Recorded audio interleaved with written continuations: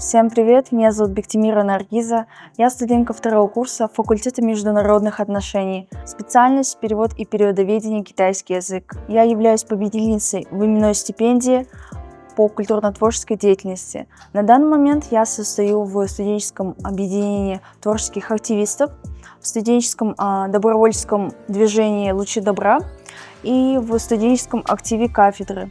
А также являюсь заместителем руководителя в культурно-творческом секторе, заместителем руководителя в киберспортивном движении в Крымско-Российском славянском университете и заместителем председателя мировых цивилизаций и языков в профсоюзном бюро. Мой путь в культурно-творческой деятельности начался еще с ранних лет и продолжается по сей день.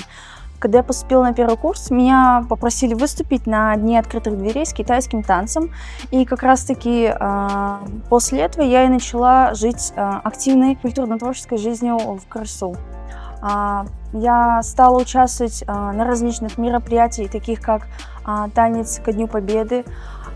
Также у нас было множество стратегических сессий, было много выступлений на Новом году, на 75-летие образования Китайской Народной Республики и так далее. Также самым запоминающим событием в университетской жизни это была битва факультетов. То есть после битвы факультетов я стала участником в студенческом объединении творческих активистов. Я благодарна своему вузу, то, что он предоставляет нам такие огромные возможности, такие как конкурс именных стипендий, различных поездок. Будущим студентам-стипендиантам я могу пожелать лишь одного. Пусть ваша стипендия станет надежным подтверждением ваших сил и талантов. Никогда ничего не бойтесь, и у вас все получится.